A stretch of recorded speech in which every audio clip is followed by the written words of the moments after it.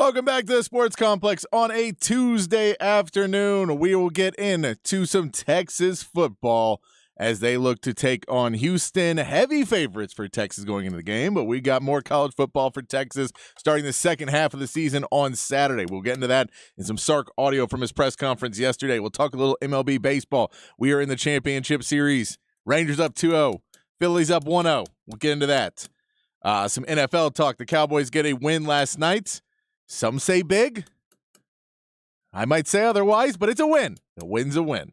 We'll talk a little Texans, too, because we were off yesterday for the Rangers game. We'll play some sound from Hook 'em Up as well.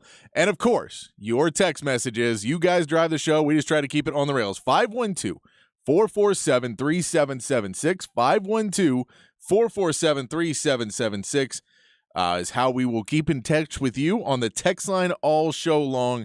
Whatever you guys want to talk about, if you've got questions, if you've got concerns, if you have things you want to get off your chest, if you have points you want to make, if you've got hot takes, anything like that, go ahead and send those in. 512-447-3776. I'd love to talk to you guys. You make the show so much more fun.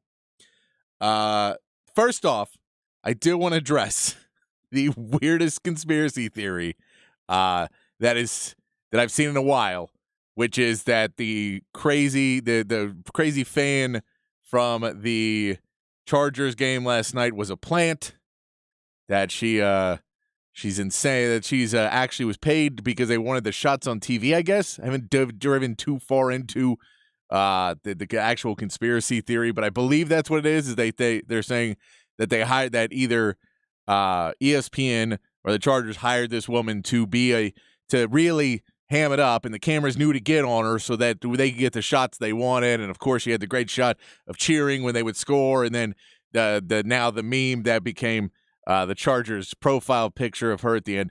And this is why I will side on the fact of I don't think that that she's a plant. She may be. Who knows? I don't have any inside info, but this is why I will side. It's because we were out yesterday watching the Astros game at a bar, and there was a guy there who was pretty much the same thing, was doing the same kind of stuff there. And at one point, on one of the runs, when Jordan comes across and scores at the plate on a slide there, he jumped out of his chair. When I say jumped, I mean physically jumped, ran over to a picnic table, then did a flip off of the picnic table, jumped up onto the thing and flipped off, and then the table was broken afterwards, and we're not sure if it was broken before or if it was broken in the action, but that was it, and everything just cheering. Strikes were immense events, and he was definitely not a plant. He was just the guy at a bar that was really into the Astros, going around. Fun part, that he was trying to tell us that he was really old. He was really old, and then told us his age, and it was younger than us, so that was a fun one. You're like, well, at least he doesn't think he thinks we're under that age. But that's my point, is I think there's just crazy people that really, really get into sports that way, and they love to watch it. And it's LA too. If you know anything about Los Angeles, it's that there's tons and tons of people in LA that will do anything for attention, and they want any chance to get their moment of fame. That's why they live in LA.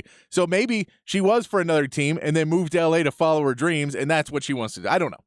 But I'm just saying, we were, before the Cowboys game, we were watching the Astros-Rangers game, and there was a guy who was basically the male equivalent to this meme that is now being questioned, the conspiracy theory. And I do not believe he was a plant. He was making friends with everybody, buying people drinks, and just a happy guy. He's a happy guy, but it was entertaining to say the least. Let's get into something. It was not entertaining for Texas this week because they had no game.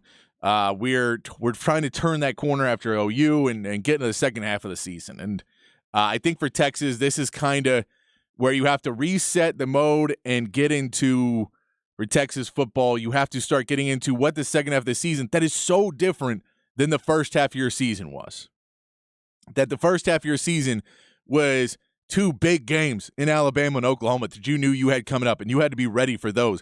And you were trying to find out, where is Quinn Ewers, and how is our offensive and defensive line? And, you're playing a Wyoming team that you don't think is going to be as good as they are. And you play a Rice team that you don't think is going to be as good as they are, and kind of challenge you a little bit more. You go through Baylor, knock them out. You play Kansas, but then, they're starting quarterbacks out, and you have a lot of starting quarterbacks out. So you've kind of your mode in the beginning of the season was we're playing some really strong teams. We got to be 100%. We got to figure our stuff out quick and get in there. And now it's much more about keeping that edge going and keep staying on track now and not losing it in a sea of teams that any one of them can beat you, but also you should be able to handily beat any of these teams.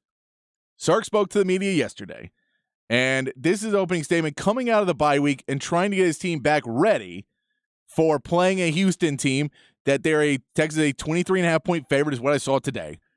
So you're a 4-score favorite in this game. You have to be able to come out and play at a very high level to just stay where you need to stay because, as much as, covering doesn't really, really matter, it does matter in the sense of, how you're going to keep moving up. And if you want to progress back into that college football playoff picture, you need to handle some business, not be in close games. We know what Houston did last week. I can play the sound of him and start talking about that as well. Here's Sark talking about the bye week and getting into now the second half of the season going to play the University of Houston.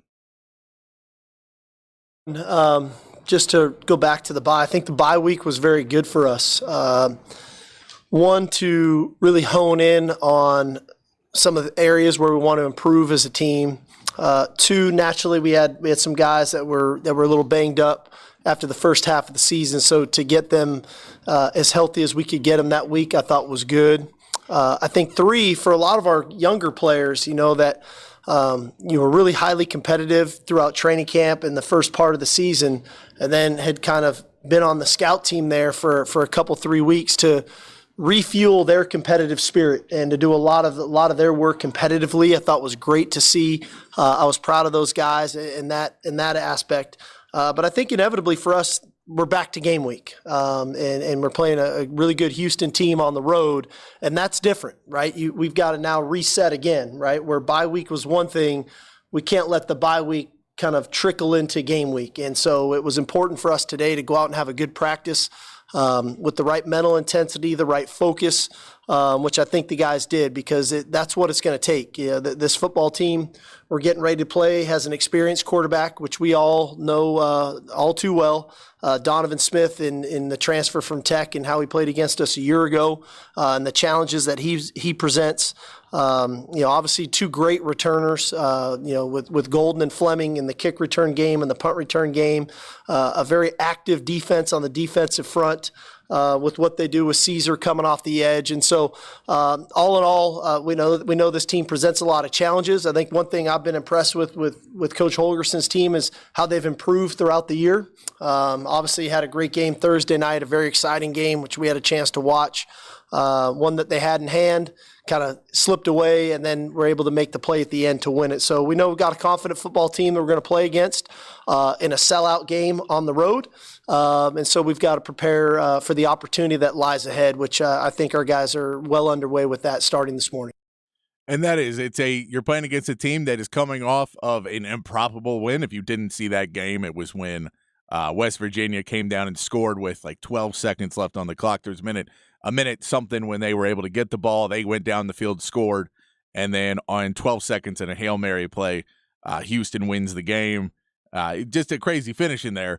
But there's a team now that feels like, maybe they have a little momentum. They may feel that there's some divine intervention on their side after getting a Hail Mary completion and getting that. They may feel that this is the time to go in and make their statement, and they're now on the up, and they're going to come in with that intensity. And Donovan Smith knows what Texas is, and he's been there before, and this is a different team than, of course, than a couple of years ago, but you have to look at this Houston team and realize that this is part of what you're walking into for the rest of the season. Now, everybody up until here was still you got to beat Texas. Other than Alabama and Oklahoma, and yes, Oklahoma really wanted to beat Texas. I know it's a rivalry game. But the rest of these teams, it's not, Texas and Houston are not a rivalry team, but I can tell you everybody's gone to Dana Holgorsen and was like, you go. The same thing Dave Aranda was told.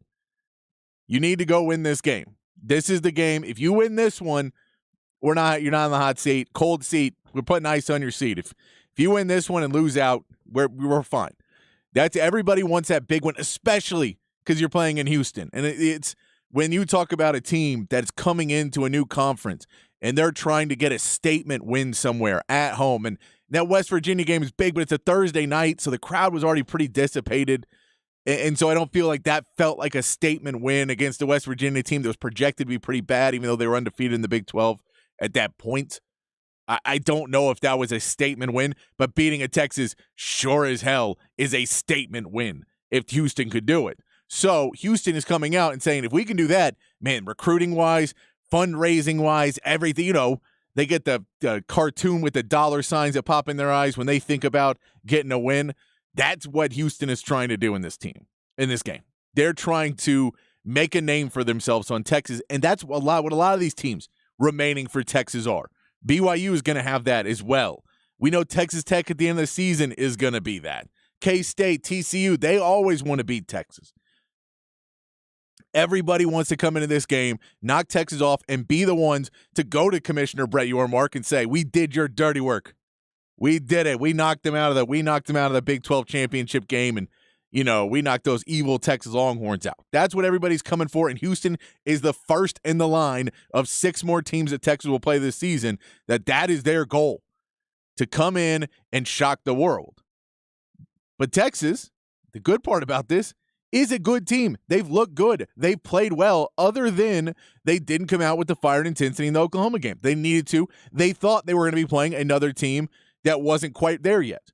They thought they'd be playing. And the way they played against Oklahoma, they could beat Houston. But you need to be better than that, because you need to start really beating these teams. You need to start blowing these teams out. Now, a good part is you may be getting some of your guys back for this. So Sark did address the injury update. That is something a lot of people are looking at. If you have not seen the reports yet on the major injuries, Ryan Watts and C.J. Baxter and J.T. Sanders and everybody, here's Sark's injury report, kind of lumping everybody in together, his injury report when he talked yesterday.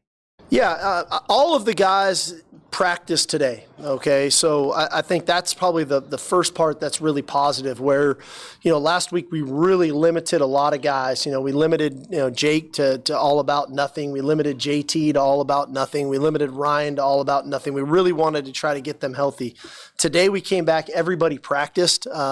Probably the most limited of the group was Cole Hudson, but they all practiced. Now, as the week goes on, I'm going to have to make that decision later in the week of who is really ready to play. I don't think, to be fair to them, that's probably, to give them that chance to really practice on Tuesday and Wednesday in our physical practices to make sure that they're in position to perform and to do it at a high level. But I was encouraged today that they were all out there going. But again, as the week goes on, I'll have probably a very cleaner update of who's really going to be available Saturday. But today was a really good sign. So we can say that Jake Majors practiced, Ryan Watts practiced, Cole Hudson practiced, but not a ton. But everybody's starting to get back out there, right? You're starting to get your players back, which is big, because you need to be as healthy as you can through these next 6 games. You need to, and the more healthy you are, the less backups in means the less extra weight put on other people. The extra tearing of, or maybe, Quinn Ewers taking an extra hit if the O-line's not fully there. You want to be able to have that full front that you're able to come in there and just take some of the equation off the table of what these guys are going to be able to attack, and really be the Texas team that can go and take charge of the Big 12 for the rest of the season, and then hope the cards fall in the rest of the way. We know USC lost this weekend.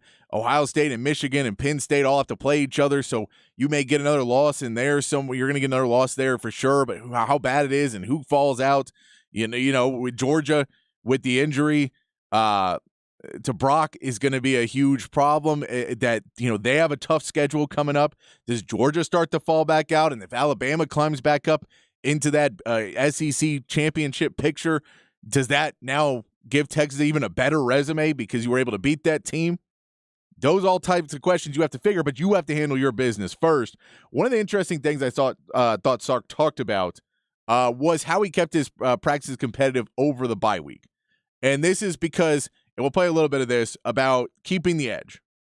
And I'll play the first part and then we'll play the second part. But how do you keep the edge after a bye week? How do you keep the edge when you're practicing and it's a bye and you're trying to rest your players up and it's coming off a loss and you're really trying to get them hyped and ready to go so that this team can go attack, to be not what we saw last season where it would play down to its opponents way too much and it wouldn't be handling its business and late in games would be too tired. How do you keep them playing at the level they've been playing at and then take the next step to look like a team in this second half of the season?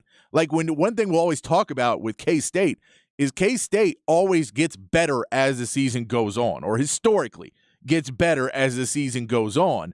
Whereas Texas has shown at points they get kind of beat up. They maybe get in their own head. They start to hear the hype. Some guys that were bought in early maybe aren't as bought in later in the season. How do you keep that edge after a loss, going through a bye week? Here's Sark talking about keeping the edge for Texas that they need to be the competitive championship team they want to be. Yeah, no, I think for us, inevitably we're at our best, and I said this coming in the season, when we do play with an edge, when we do play with a chip on our shoulder, when we play like we've got something to prove. And I think it goes without saying we've got something to prove in the second half of the season. And we know they're all going to be very challenging games. Like I said, and it starts this Saturday at Houston. They're going to be excited for the ball game. That was a big win for them. And like I said, I think they've improved each game as they move forward. So we got to make sure that we get our mental intensity right. And that starts in practice. That starts in our meetings, that we're really dialed into the details of the plan of which we're doing so that we can, on Saturday at 3 o'clock, go cut it loose and play our style, our brand of football, which is loose, which is confident.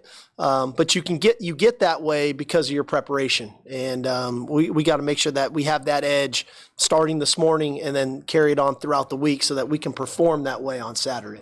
So that's the first part of explaining, okay, we got to start on Monday. We've kind of let everybody rest. You're rested. This is now go time for the second half of the season. And I know there's not a game on the schedule we can point to now and say, this is the game. This is the big game. Hey, we got to be ready for Alabama. We're game planning for Alabama. We got to be ready for Oklahoma. That doesn't exist anymore. Now you can say, hey, you remember how TCU beat some of you guys? You know how Kansas State beat you guys? You know how Texas Tech beat you guys? You can go into that and go into teams that, maybe a few years ago embarrassed you. You can have all that conversation, but that's not really what you want to do because you want to be looking forward. So in reality, you're saying we have our eyes on that Big 12 championship, but it's not. You're not set on that. So you have to be able to get this team back into the mode. An interesting thing that he said, though, was talking about how do you keep the edge in practice going? So the intensity of practice through a bye week when you're resting a lot of players, how do you keep that intensity up at the level it needs to be at? Because you have to be able to keep the intensity pumping, even though this team has not gotten out on the field for a while, and some of these guys aren't playing. Your starters may not be out there. You may be getting some more reps from Malik or for Arch. You may be getting some more reps for those guys. So, you need to be able to figure out how to keep that edge up. And here's what Sark talked about of keeping the competitiveness in practice through last week so that practices, the energy and the intensity of it stayed at a high level for Texas, and they didn't necessarily have to readjust and give the entire team the week to rest. Yeah, our thing was I wanted to create that edge with our 2s and our 3s last week. I felt like they needed that. Sometimes when you're on scout team and you're given the look of the opponent and you're getting told kind of what to do sometimes, and maybe they wouldn't play it a certain way if they could just play the play. Last week, I wanted to make sure that I kind of, re-sparked their competitive spirit and what that looked like. And so practice remained highly competitive last week. It just wasn't our frontline guys. It wasn't our 1s. It was our 2s and our 3s. And then we made it a big point this morning that, okay, now it's your turn to come right back. So we never really lost the energy at practice that way. It still stayed at a high level. It was just different people. And so now, as I just got done talking to the players again about was, hey, it's game week. Let's make sure that we maximize this opportunity, right? Opportunities are only great if you seize them, and we've got to seize this opportunity. And so the competitive spirit at practice has got to be right for us to perform. And that is where the thing that we noticed, and a lot of texters texted in about it. You hit the text line 512-447-3776, but a lot of texters noticed it. People I've talked to around the scene and friends of mine and people just fans of Texas have noticed that the leadership of this team seems different this year. It seems like there's maybe a few more guys. It seems like the guys that are doing it seem to have the ear of the younger guys a little bit more. So as much as you had guys in the past like Sam Ehlinger, who's a great leader, and you had guys like Bijan Roschon last year who are great leaders, and they had a lot of guys in their corner, it seems to be now that it's so many leaders spread out that there is kind of this leadership by committee, and then everybody feels that they have their piece in it.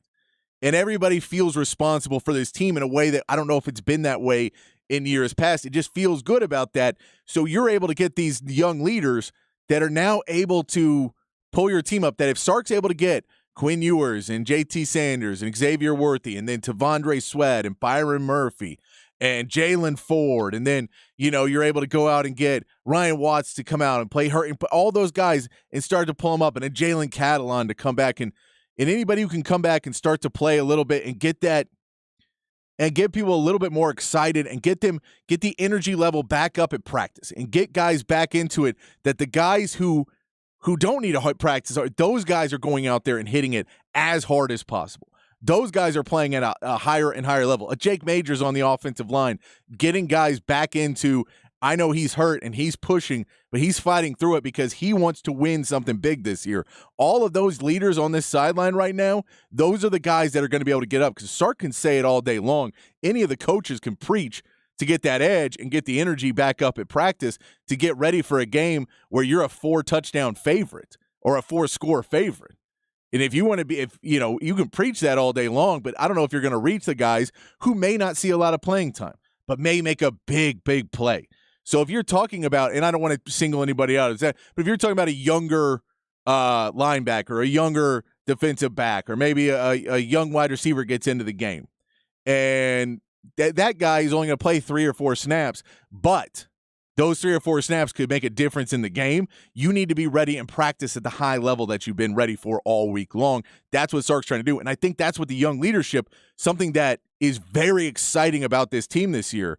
That's where you feel a little bit better about this second half of the season, that this is a team that's not necessarily as coach-led as it may be player-led in the second half of the season, to get these guys ready to go out and make a big difference and really kind of solidify yourself as a top team again, and make sure everybody understands that Oklahoma game, that was a fluke. You're better than Oklahoma.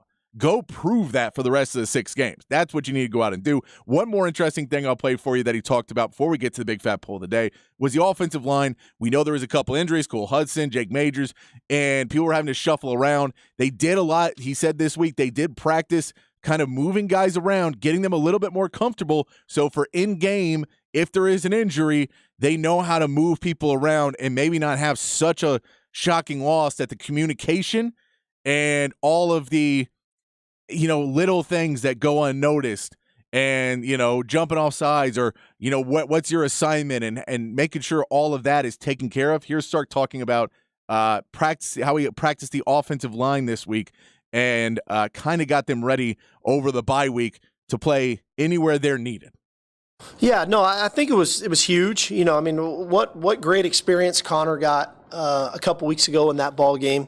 And then obviously last week of just kind of being that primary center. We do have players that are really versatile guys. Hayden Connor is an extremely versatile guy that can move around. Nato got a lot of good opportunities last week to rep things out.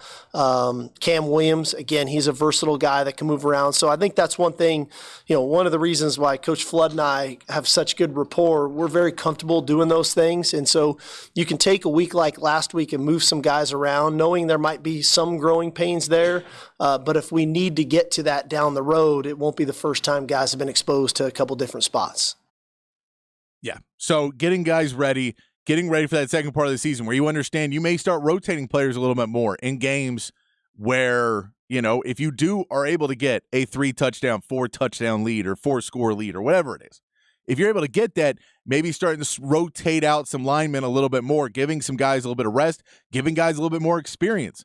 Something that Sark has talked about, that he really was trying to get some younger guys some experience throughout the season. It just hasn't been able to happen because Rice was better than you thought. Wyoming was better than you thought. You weren't able to really pull away. He didn't feel confident in the score and where they were at, so he wasn't able to rotate and put younger guys into some bigger games. I think now he's thinking about that even more and more as the season goes on, to keep them engaged, to keep everybody engaged, and keep his guys healthy as well. So I think he's looking into that as well of, hey, let's spread some guys around.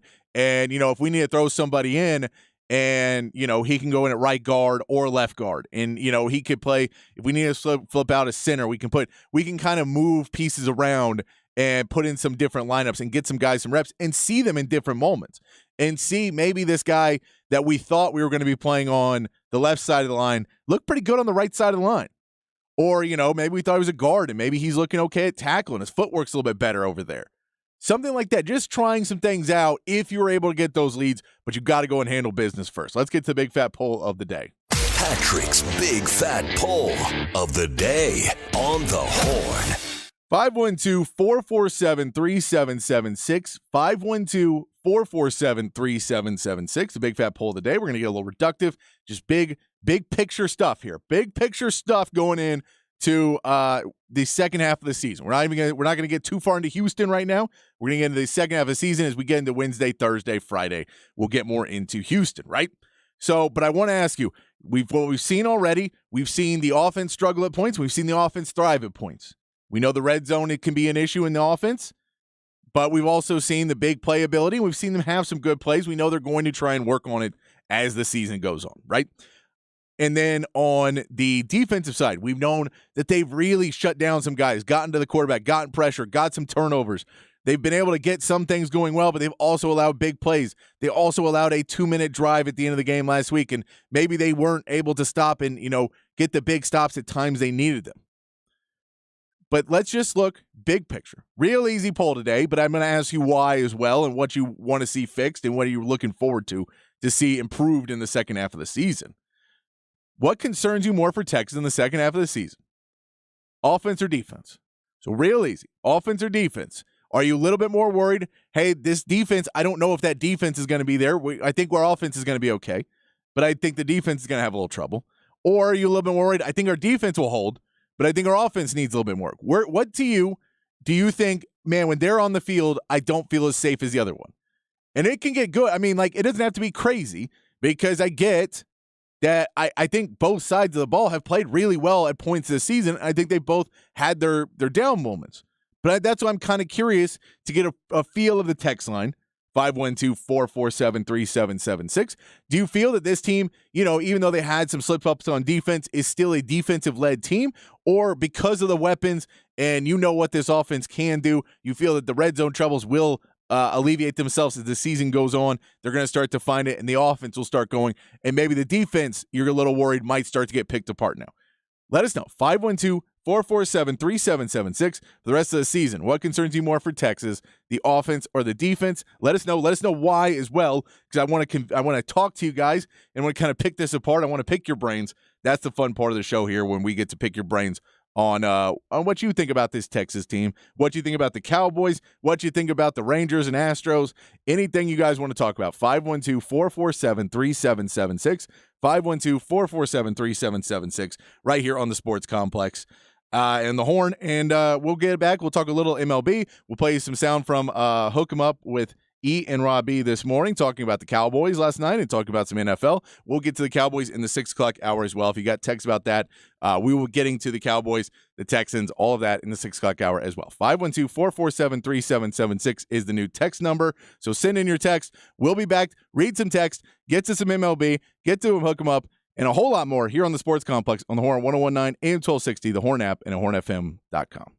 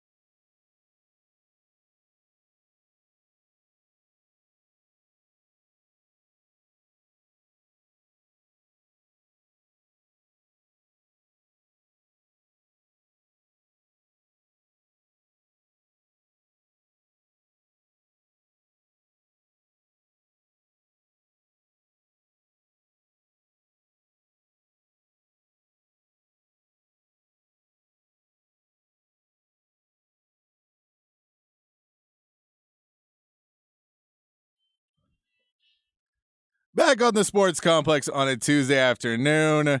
New theme of the week. We're going to play some bands from Houston. Lots of great music has come out of the city of Houston. We're playing Houston this week. Houston Astros are in the ALCS against the Rangers. Need a little bit of love to try and get to that, to make that a series. Texas is coming away strong in that one, going up 2-0, just playing good games. Houston, basically in that fifth inning, last night was not able to get it done, or yesterday I should say, was not able to get it done with bases loaded. They were able to get out of the inning. Rangers were able to get out of the inning. And there's a few issues. Some guys for the Astros not hitting real well, some lineup questions, people hating on Dusty Baker as they have. He is now a World Series winning manager. Some people just do not like Dusty Baker and never will. I don't think there's anything you can do. I know I keep reading more and more people asking for him to play Dubon instead of Chas McCormick, even though these guys are the same people that said he would refuse to play Chas McCormick because he hated him. Now they want Dubon in the lineup. I don't think it's a winner. He put in Yanier Diaz, pinch hit for Martin Maldonado, and it's one of those lose-lose situations. You put in Yanier, and he goes for it, and if he doesn't get it, then why'd you take out your defensive catcher? But if you don't put him in, then everybody, and Maldonado hits into a double play or doesn't get the hit, and then everybody will claim that, you just love your guy too much and won't play on. So all of those things. He said that he is thinking about taking a move against Kyle Tucker, who has been just really bad in this postseason. He finished out the season not playing well. He is talking about moving Kyle Tucker down in the lineup. So he is talking about moving Kyle Tucker down into the lineup, maybe move a few spots down. I don't know how far he would move him. You get into that Payne, who has not been playing great. You may, depending on who you got there, you may move him down a spot or two, but probably just a spot for Kyle Tucker. But something to look for in the game tomorrow, 6:30 pregame right here on the Horn for Game 3 at the Gilf. Texas has not done as well at the Gilf against the Astros, but we'll see how that goes. Another game that happened yesterday was the Cowboys. By the way, keep those texts coming. 512-447-3776. 512-447-3776. Big fat poll of the day. We're going to get to those right after we play this clip.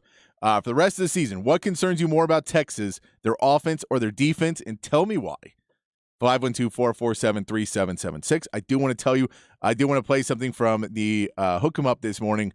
Rob Babers, Aaron Hogan, talking a little bit about the NFL and the Cowboys game last night. I'm going to get into it at 6 o'clock, but I'm going to play you something a little bit more positive about the Cowboys first, so I will not be considered a straight-up hater against the Cowboys. I know I get called it sometimes, and I'm rooting for them, but, sometimes you get called that. Here's Hook 'em Up from this morning, talking about the Cowboys last night and some other news from around the NFL. All right, a couple of things talking about the Cowboys win over the Chargers last night. Just continuing, I do think, and I was hoping that Kellen Moore would call the game to challenge the Cowboys defense a little bit more, but I just think Dan Quinn had a really good adjustment in the game plan. Remember, early on, I think it's first drive, Chargers come out like gangbusters. Looks like they're going to potentially, light this Cowboys defense up. Not the case. Cowboys defense settled in and was able to limit that Chargers offense, held them to under 20 points.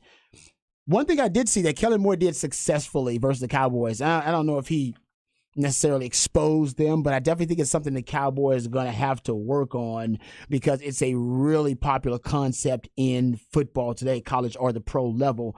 And I'll even bring it back home here to Sark. The Cowboys were attacked with targets to motion a lot. For those who don't know what a target to motion is, anytime a player goes in motion prior to the snap, I should say, or in motion at the time of the snap, and then they target that specific player, they call that a target to motion. And Kellen Moore did it a lot. Matter of fact, both of the touchdowns that the Chargers scored were on targets to motion. Down in the red zone, 2 touchdowns. Justin Herbert was basically 7 of 9, so we're talking about over 77% completion percentage, throwing to players who were in motion prior to the snap or in motion at the time of the snap. Ended up over 9 yards per attempt. You got 3 explosive plays out of that concept. So that was obviously something that Kellen Moore knew about the Cowboys defense, had saw that they struggled with in prior years. I mean, the Cowboys defense doesn't struggle versus a lot of different, they don't struggle versus anything really. They're not really that vulnerable. But that is something that I noticed over and over again. A lot of the big plays, chunk yardage plays, and really crucial third downs conversions that the Chargers got, they were in targets to motion, something to watch in the future. Sark's a big fan of targets to motion. It's one of his favorite concepts. I always say he should run more of it. If you look at just, targeting players who are in motion at the time of the snap or prior to the snap, Sark actually is one of the best at it in all of college football. He does a really good job. And his players have been, his quarterbacks, I should say, have been really, really efficient when it comes to targets to motion. Last season, Texas was over 80% completion percentage, targets to motion, 10 yards per attempt, which is pretty good. In 2021, going all the way back to 2021, you look at targets to motion, 81% completion percentage of your looking at targets to motion, and 9.6 yards per attempt. So either way, I think it's something that's pretty successful at every level, no matter who's running it. The Miami Dolphins, even Mike McDaniels runs what he calls the cheat motion. We played the audio of Kyle Shanahan saying earlier this year that he stole the cheat motion concept, where they basically get Tyreek Hill running in motion and they try to give him a running start when the ball is snapped. Yeah, imagine the fastest guy in football with a running start when the ball is snapped. That's really tough to defend. And that's the cheat motion. And we've seen LaFleur use it. We've seen Shano use it now. Even Sark used it. Sark used it in the Oklahoma game. He used it several different times out of clustered receiver formations, bunch formations. He would use that cheat motion, used it with Xavier Worthy, used it with JT Sanders, and used it with AD Mitchell. And Sark's, one of his favorite coaching trees is that Shanahan coaching tree, which, he followed Shanahan in Atlanta and used a lot of those same concepts and the philosophical kind of commonalities between that offense. And also keep in mind that, Sark's big on, getting those guys the ball on the move and then getting them vertical shots with the ball on the move. I went and looked at the targets to motion this season. I went and just calculated really quick from my notes. Texas averaging 9.7 yards per attempt, targeting players in motion, 44% first down rate. 44%. I mean, 44% of the time when you target a player who is in motion at the time of the snap or before the snap, targets to motion, you are getting a first down. Those are incredible numbers. And I think it's just because you have the leverage advantage. All defenders who are guarding a receiver that's got a running start, you got to think about flipping your hips. You are immediately threatened by the vertical route because they're already in motion. They already have an advantage on you in terms of their ability to close the gap, to close that cushion, which DBs have to depend on. So targets to motion, it hurt the Dallas Cowboys defense a little bit last night, but not too much. Sark's using the same concept to attack other defenses, and they're using specifically that cheat motion that I talk a lot of. Since we're talking about cheat motion and talking about Tyreek Hill and Mike McDaniel and how creative they are, he's so creative, in fact, in weaponizing Tyreek Hill. Tyreek Hill is now on pace for the all-time single season receiving record. I pointed this out last hour. He's averaging 135.7 receiving yards per game. He's got 814 through the first 6 games. That is a record through the first 6 games for receiving yards. He's on pace through 17 games for almost 2,300 receiving yards, which is just mind-blowing.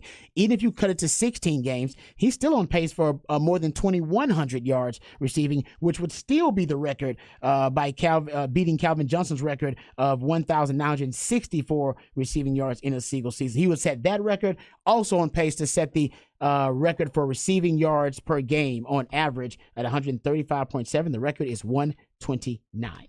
So there you go.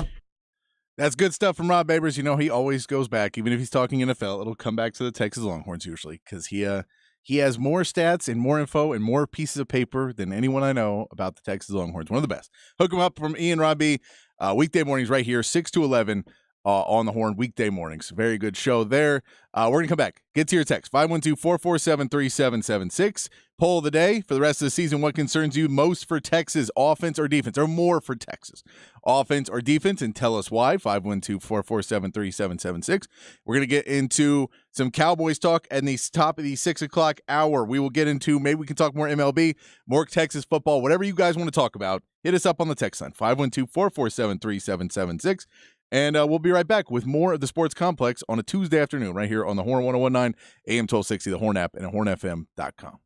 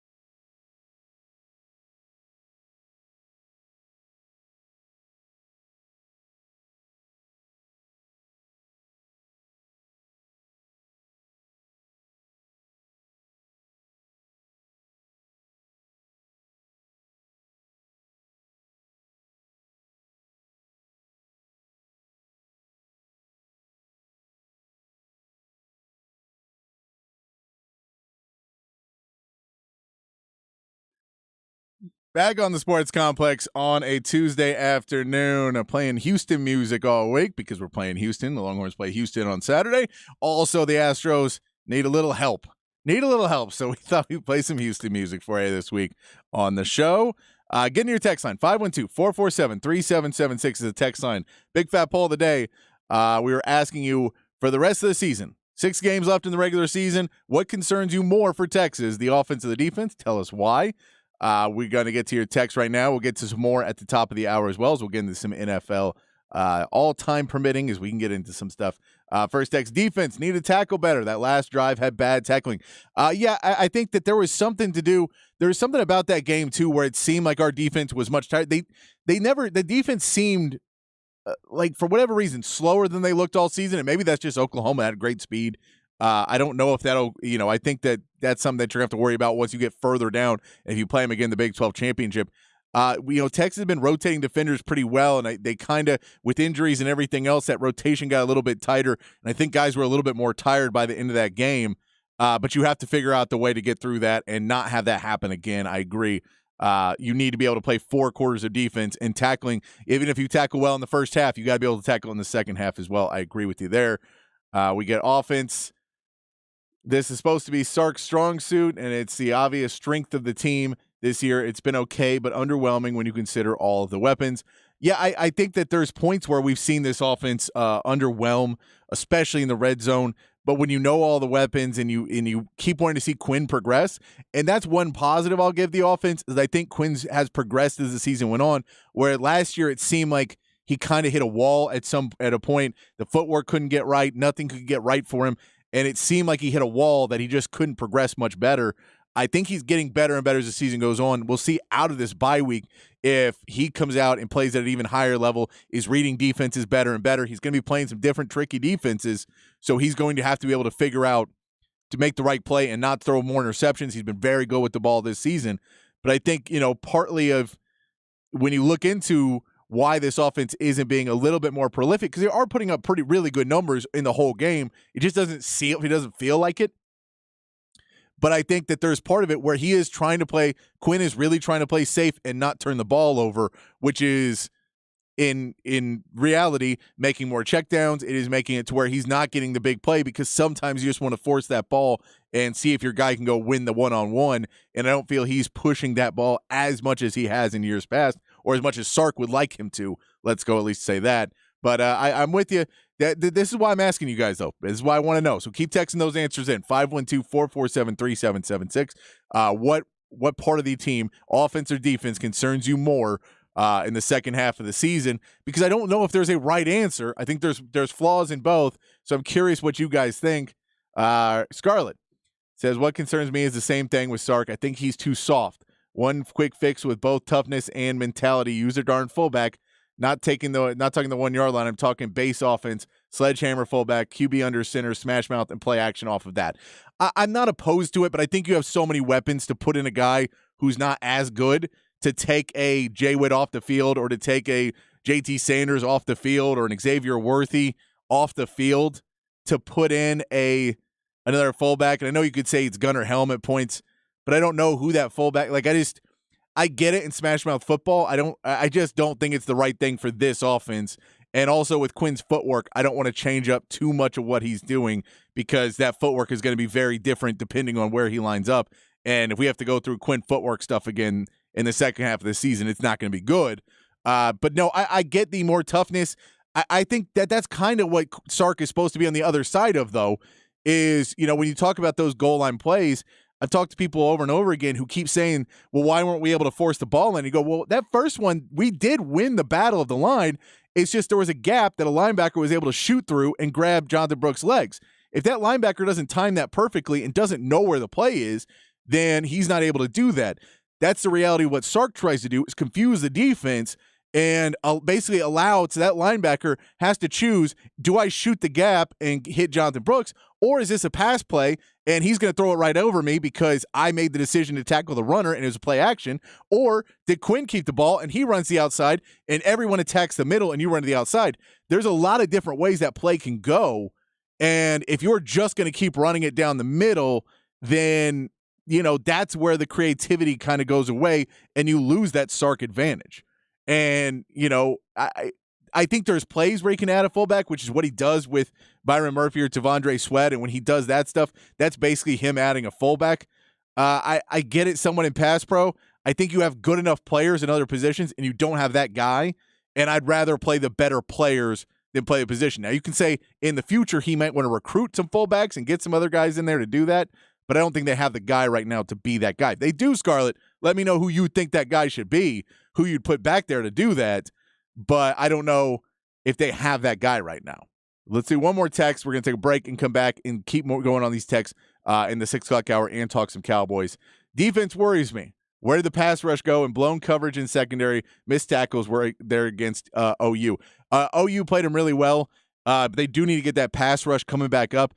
They basically were scared the entire game that Dylan Gabriel was going to run, and they kept running those draw plays, and it pushed back that pass rush so much that every time, and then they were able to get it and just close the pocket, and he was able to throw in the pass rush. So the pass rush was still there, but it just wasn't good. But I agree, that needs to improve in the second half of the season. I agree with you on that one wholeheartedly.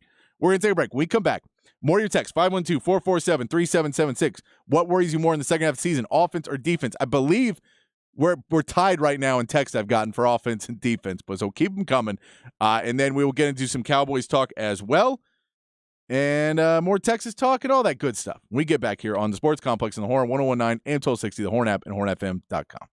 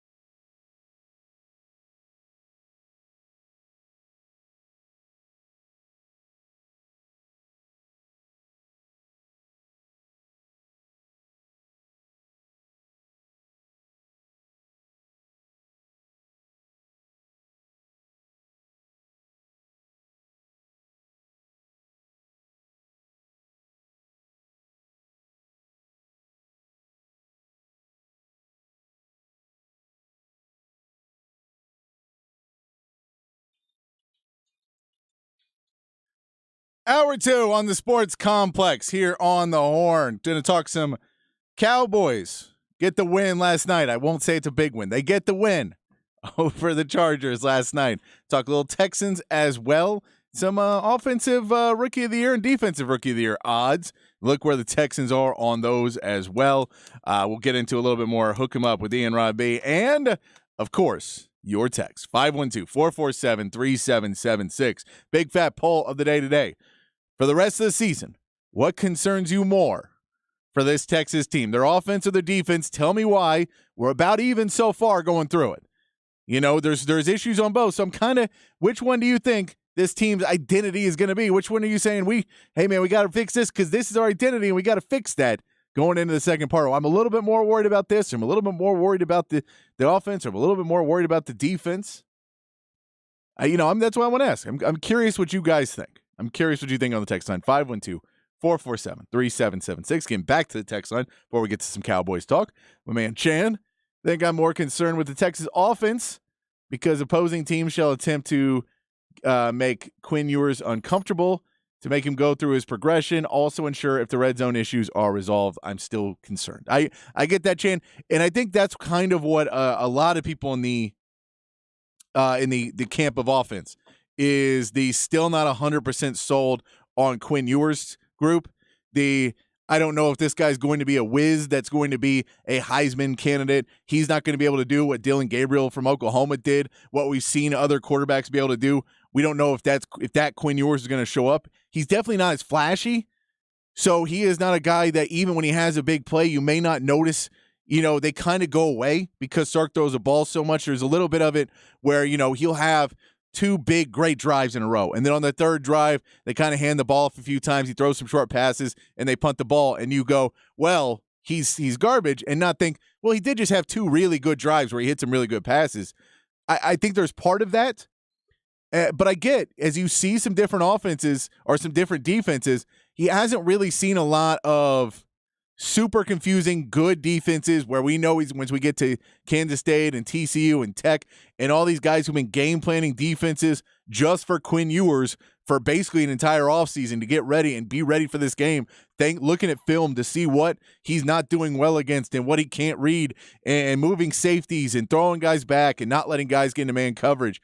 The good part is you have Jonathan Brooks, who none of us thought was going to be playing at this level. Even if you thought Jonathan Brooks was going to be good, no one thought he was going to be at the level he's at, which is one of the best running backs in college football.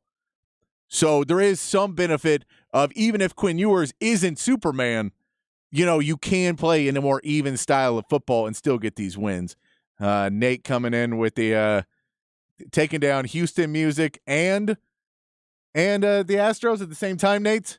Just trying to be a disturber over there, Nate. That's what you're doing. Dan J07 says, the defense concerns me. If other teams can run hurry up offenses and we can't keep guys fresh, I feel like that has been very helpful for our D. Yeah, I agree. I talked about that a minute ago, but the rotation for the defense has been helpful in the third and fourth quarter and playing that hurry up and not having to substitute.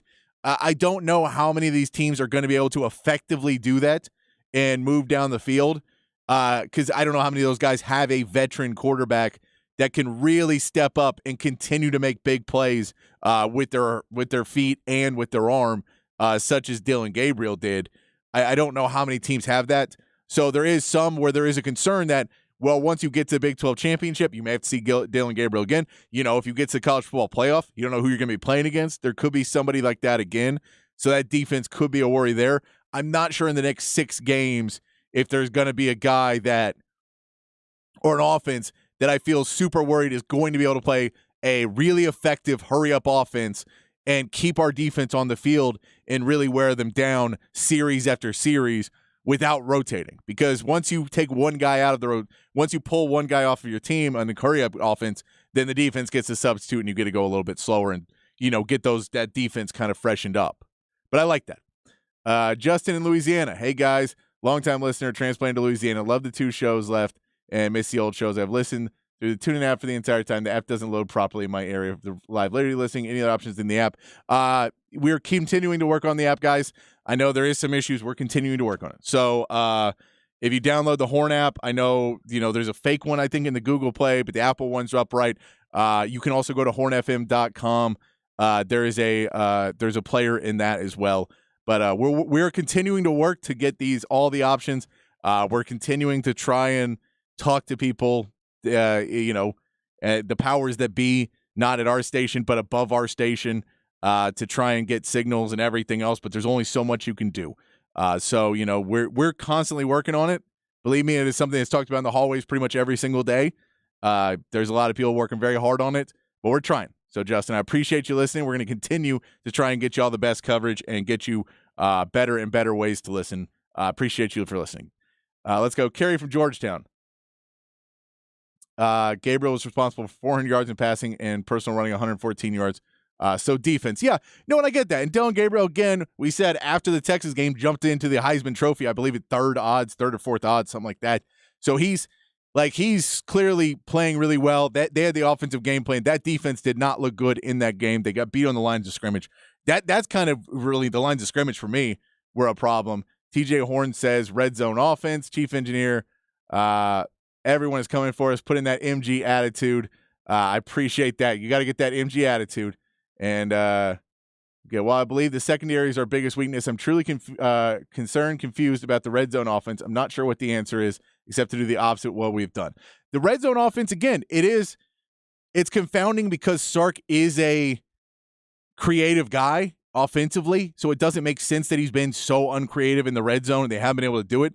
I think he needs to take a step back. Hopefully the bye week has allowed him a little bit of time to step back away from constantly throwing different things and kind of reset and say, okay, let's go back to basics and then build off of the basics, as opposed to, when you're just keep putting one piece on top of another to fix it and to fix it to fix it. Sometimes you have to pull everything off to go back to square one. I think they kind of need to do that with the red zone offense because, they tried to just go power run and it still didn't work.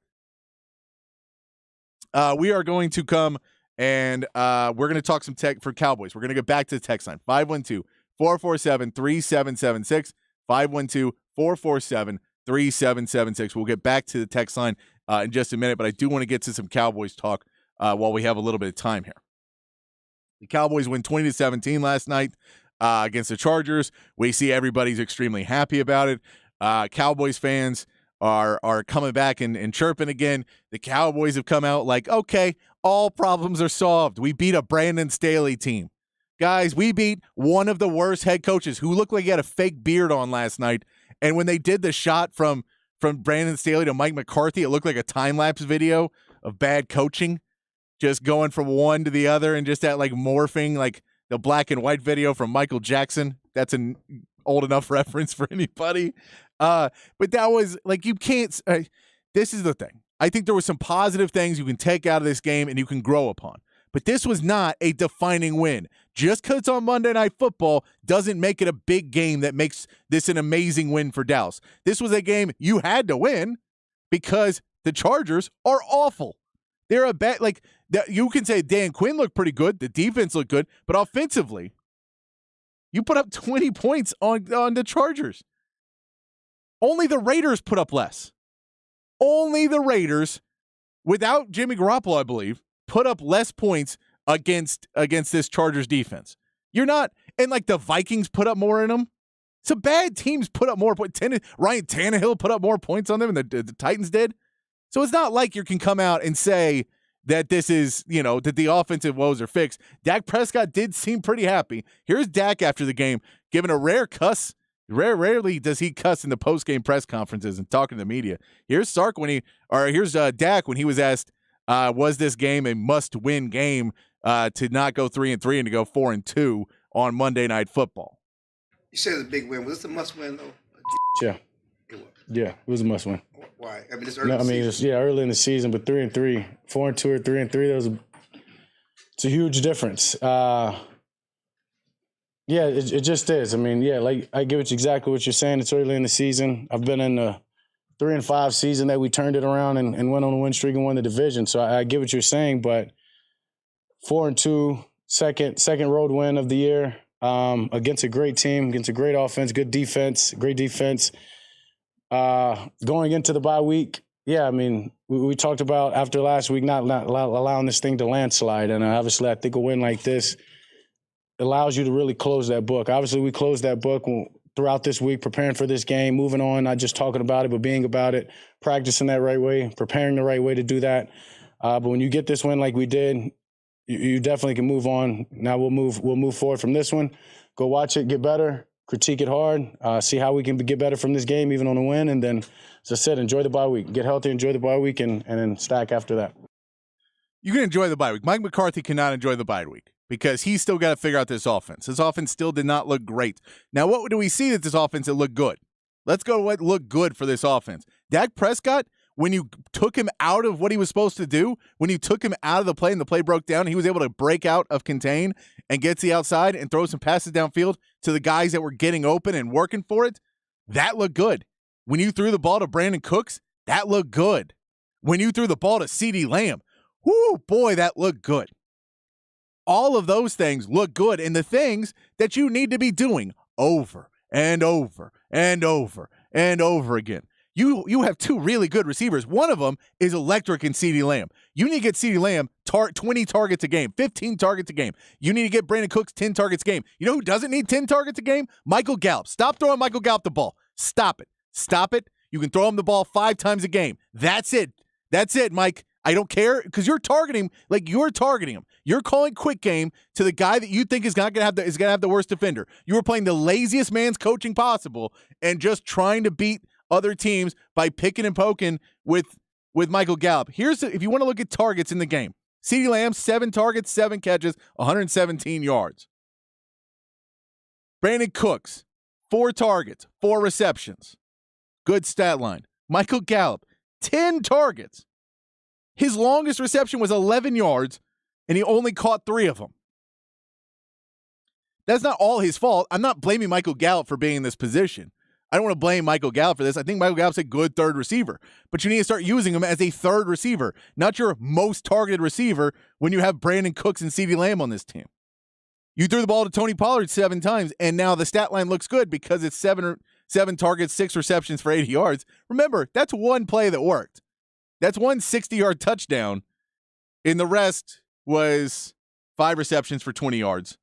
He had 15 carries for 30 yards. You got to figure out your run game because your run game looked terrible. This offense did not look good against the Chargers. It's only because the Chargers also looked bad that in comparison, and this week in the NFL looked bad in the offenses, that in comparison, everything looked better. But when did Dak look his best? When he wasn't running the plays Mike McCarthy called. And I get it. Look, I'm the same guy on Dak Prescott that I've been for the last few years.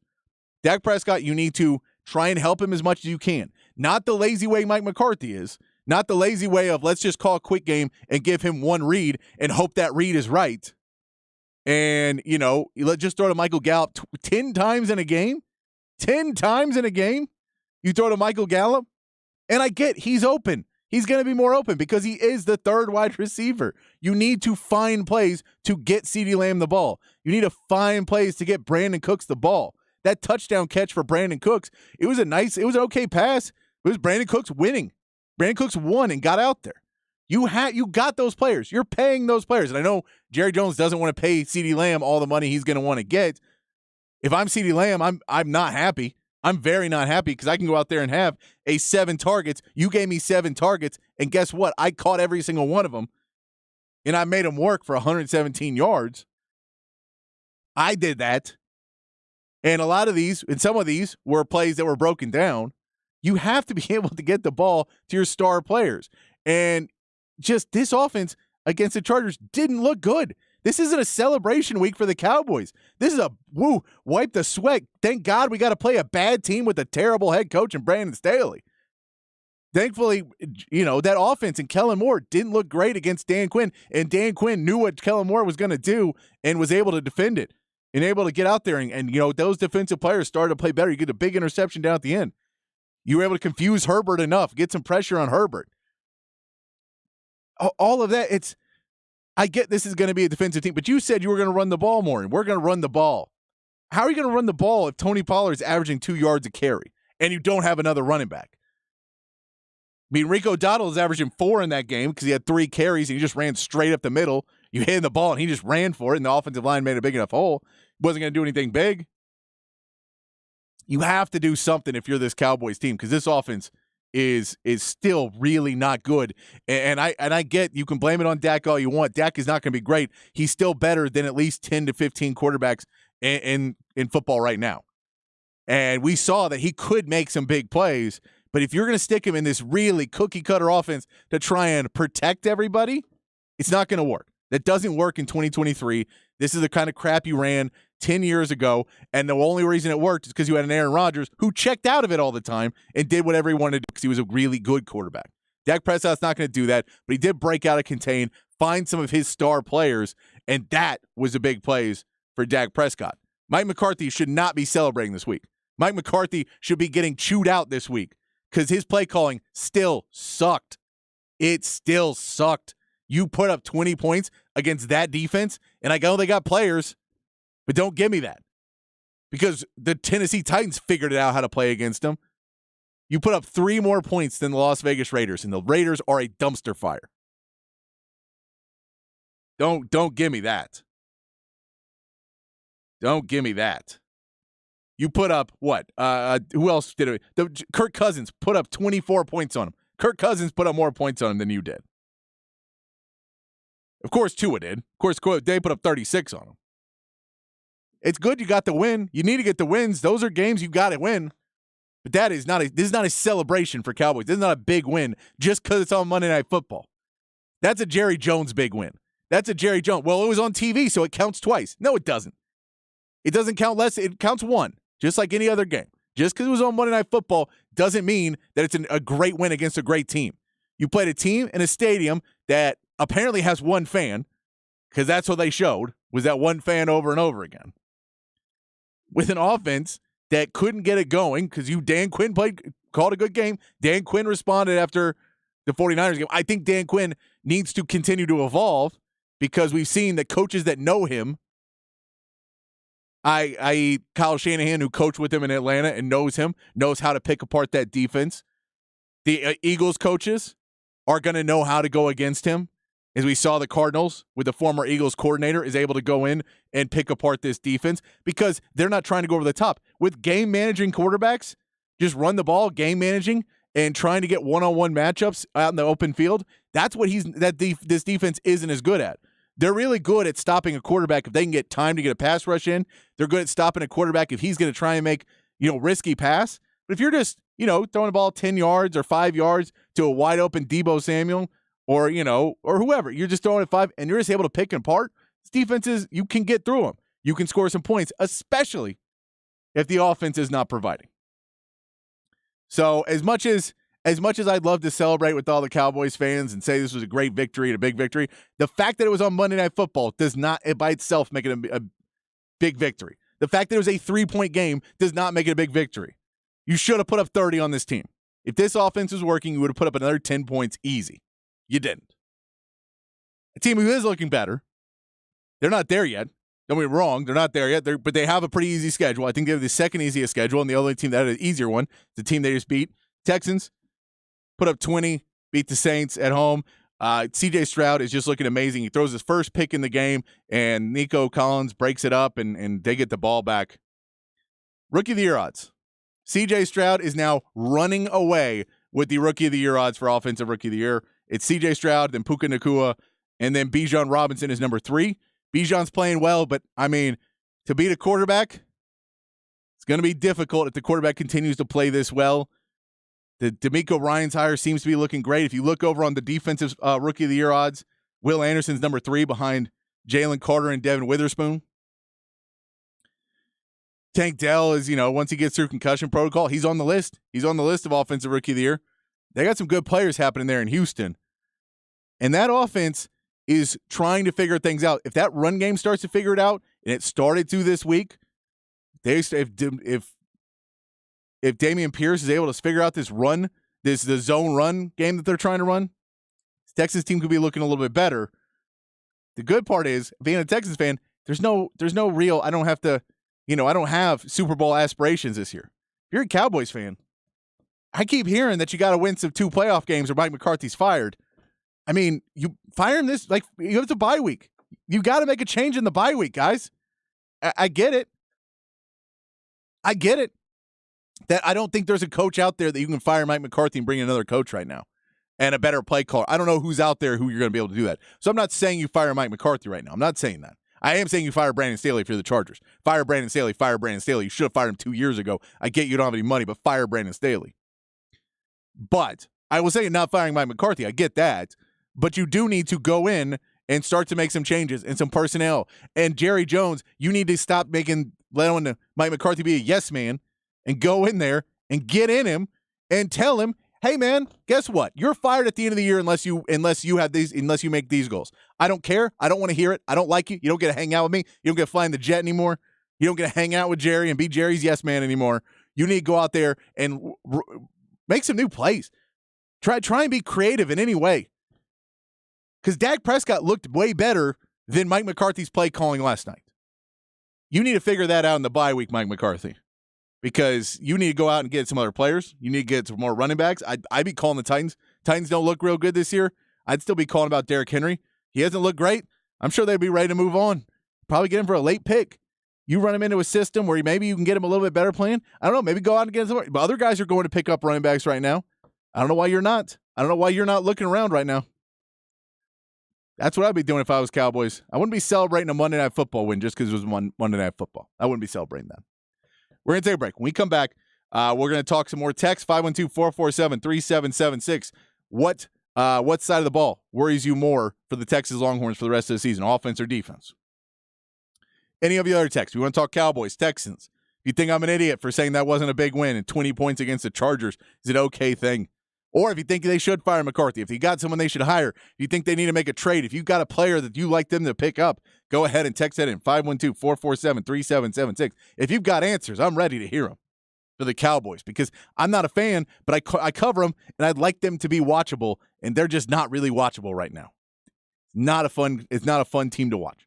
512-447-3776 is a text line. Also, Texas is a huge favorite against Houston this weekend.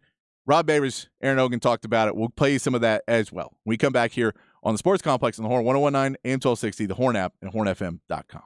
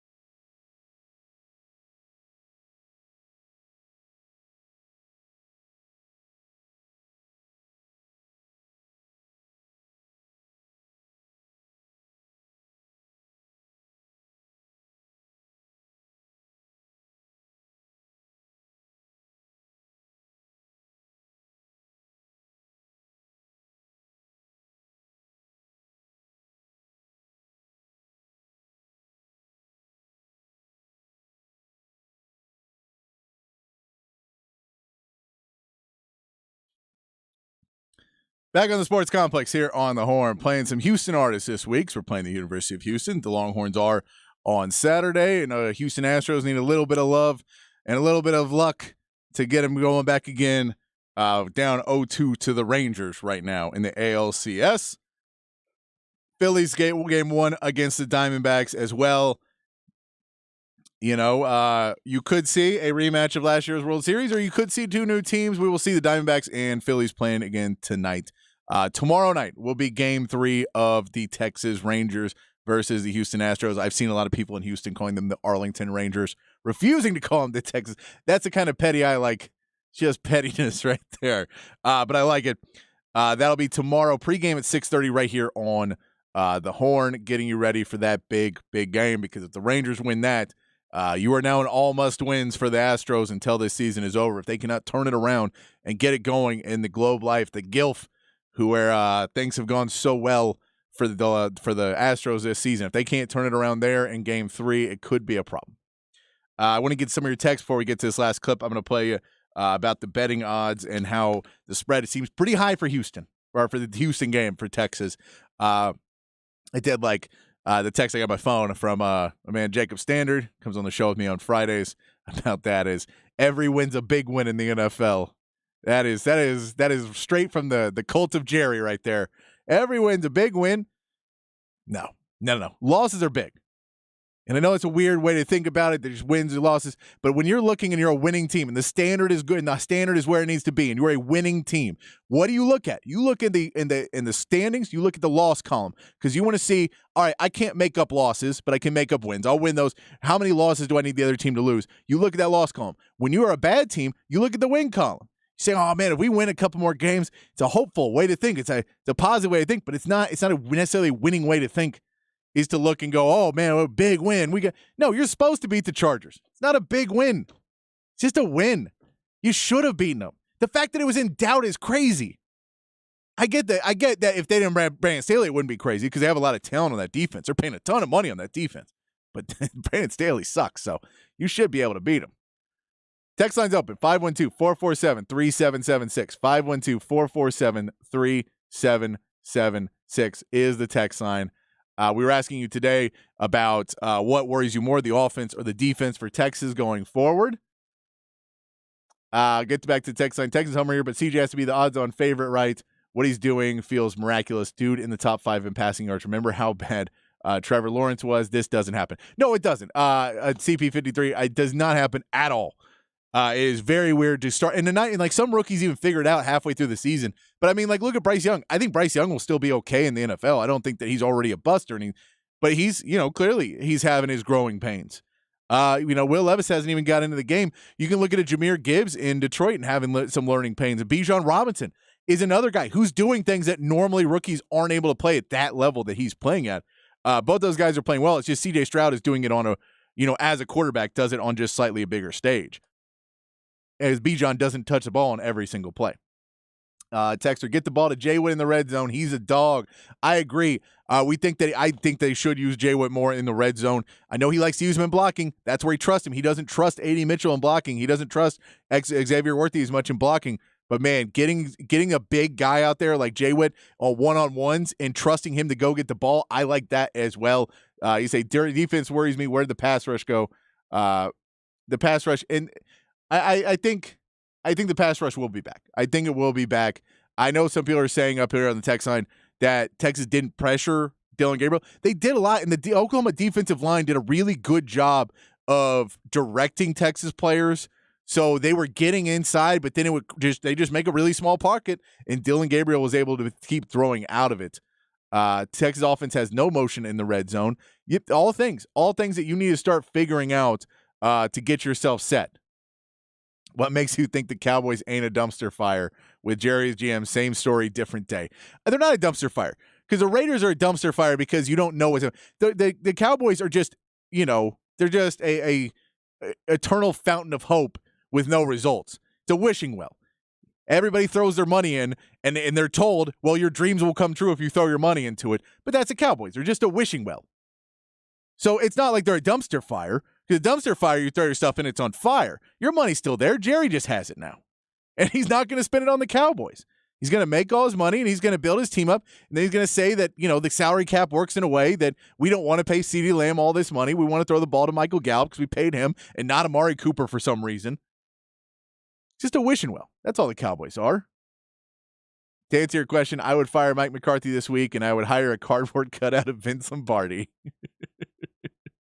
Oh, we got a big text from me too. I think the Cowboys are the most hopeful fans in the league. They don't have any reason to be. As long as Jerry Jones is hiring spayers like Mike McCarthy and counting money rather than trying to win something, the Cowboys are going to suck. And by suck, I mean they're going to be a middling team that's never consistent, and the coaching staff, players have zero accountability. A lifelong Cowboys fan and just absolutely hate this organization. Yeah, it's, you hate to see teams that are continuing to have the hope and the wishes, but are not able to get it done. No, I get. We keep talking about Foreman. We keep talking about Foreman. That we know Roschon and Herbert are hurt now, so he's probably going to play a little bit more for the Bears. But the Bears need draft picks. I'd go get him as well.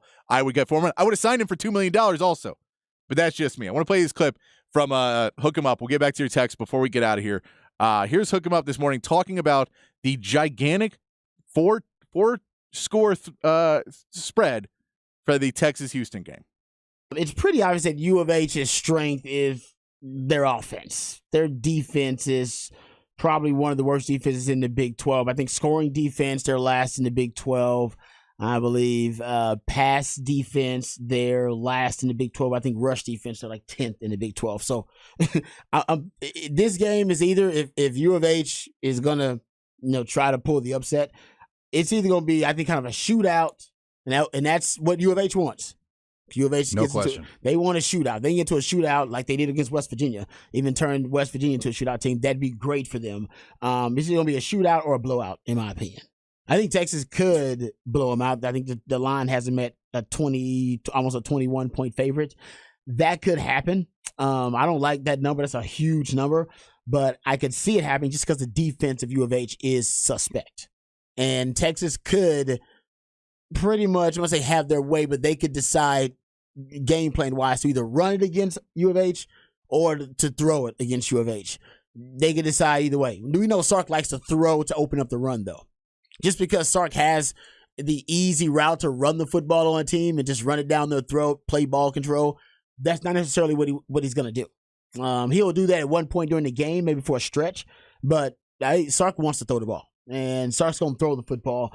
And that, in my opinion, is, where, in this game, you could see some things with U of H because they give up a lot of explosive plays, and their DBs are they're undersized too.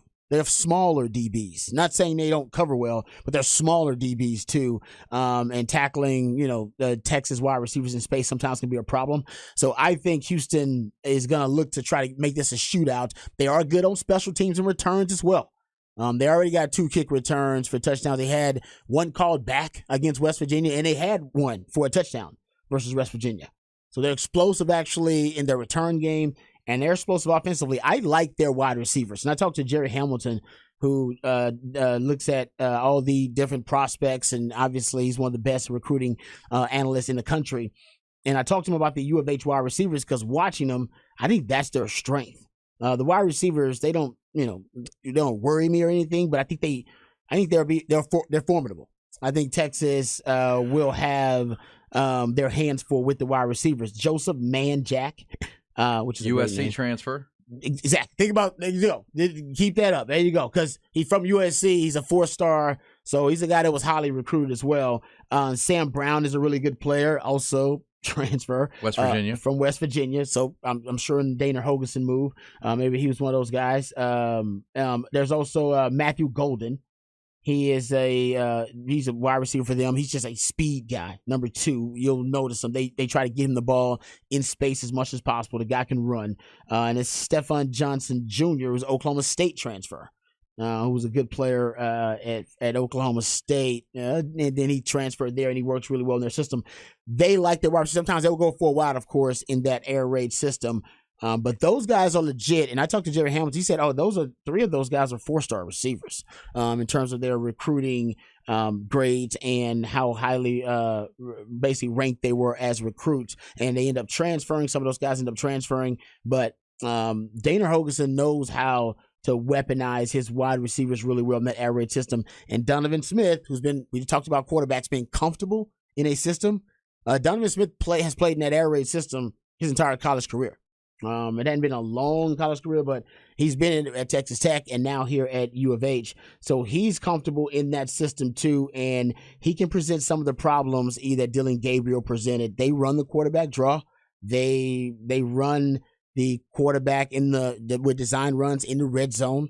So they like to use him in the red zone. Longhorn fans know he can be a power quarterback run game as well. He can utilize that because he's a big guy. I think he's like 6'4". He's huge. So they will, and I guarantee after watching U of H, they'll probably try to run up tempo as much as they can, and they'll probably try to run Donovan Smith more than he usually does. Yeah, and they should be fresh. I mean, they had one game, they had a week off, then they had a Thursday game, so they'll have extra time. Texas obviously coming off the bye, and it's kind of like, how did the Longhorns execute the bye, right? Did they fix some of the issues, right? The red zone. Red zone, it's big. Defensive tackling, right? Because they're going to stress you with those receivers you just mentioned and try to get players in space.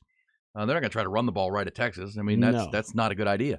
Attack Texas where Oklahoma was able to attack them, which was on the perimeters, getting the ball to test this secondary to see if they can rally and tackle, and see if, as you said, create a shootout. That's exactly what Houston would like to do in this game, and create a higher scoring game, because you're not going to win playing physical with Texas on the lines of scrimmage. I think that's pretty fair. Also, I'd say for Houston, one of the biggest key offseason things for them was the negative when the running back Alton McCaskill transferred to Colorado. Oh, he's a good player. That was their leading coming out of spring, right? He was going to be the bell cow running back, and all of a sudden he decides he's going to go play for Deion Sanders.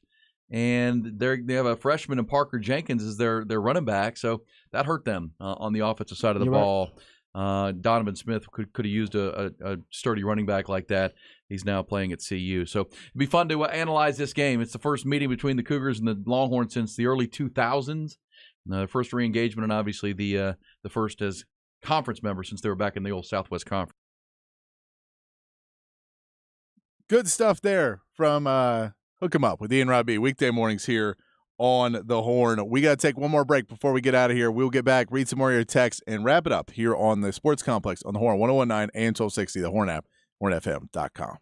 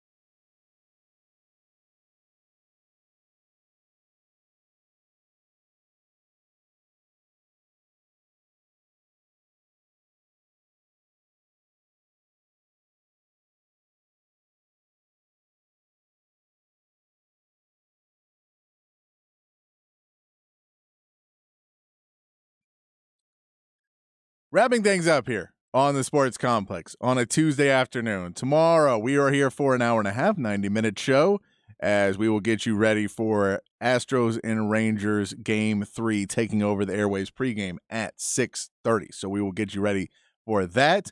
That'll be the case on Thursday as well. We will see if there's a Friday game. It's a day game, I believe, and that'll all be a thing. We don't know if we're airing it yet or not. It will tell you what's going on for Friday as well. We will have Vanderbilt football on Friday as well. And then, of course, pregame on Saturday will be, I believe, at 1 o'clock. So getting you ready for the entire week here on the Horn, keeping things rolling, keeping you in the know, and loving you guys on the text line. And we always appreciate when you guys text in 512-447-3776. It is always a cool thing to talk to you guys, and you guys drive the show. I just try to keep it on the rails. I really do mean that because the show is a lot less fun to do when you guys don't text in. A couple more texts we'll try and get to before we get there. If you've ever competed, you know that that any win is a good win. Win by 30 or win by 3, it's a W. That's kind of true, but the greatest will tell you that's not true also. There is a point of it where you celebrate wins. You celebrate every win. After you do it, you got to celebrate it, and you get 24 hours. And I know I'm not giving the Cowboys a full 24 hours, but you give them 24 hours, and then you look back at it, and you go, wow, we really got lucky on that one. We did not play well. We did not play well at all, says the Cowboys. They need to fix their problems. And if Mike McCarthy thinks that was a great win, then you have a lot of problems. But that's the Cowboys. That's Jerry for you. Getting you just preaching hope. Just preaching hope. We get another one that says, Venables and OU showed how to beat Ewers and confuse him. Ewers still had an okay game in that one. I think the bigger problem in that was they really, there was points in the game where the offensive line, once Jake Majors went out, they were able to get in and penetrate a little bit better. I think if you have a fully healthy O-line, then that helps out a little bit more. But again, part of that is being able to have, being what they worked on practice this week, which we played you earlier, of getting the offensive line a little bit readier, that they felt they weren't as ready to kind of move guys around. And I think Sark understood that in the bye week, really worked on, hey, all formations that may be coming in and injuries and whatever else, we need to be prepared for it and have better communication on the O-line. I think they're working on it, which is good because you just need this team to improve more and more each week. We'll be back tomorrow talking more about Houston and Texas, NFL, MLB, all the good stuff. Anything y'all want to talk about, always text it in, 512-447-3776. As long as it's not Nate and one of his dirty stories, we can probably do it for you. 512-447-3776, save it in your phone. We'll be back tomorrow with more Sports Complex for you. So until then, be kind, be safe, keep your underwear clean. We'll see you right back here tomorrow, 5 o'clock.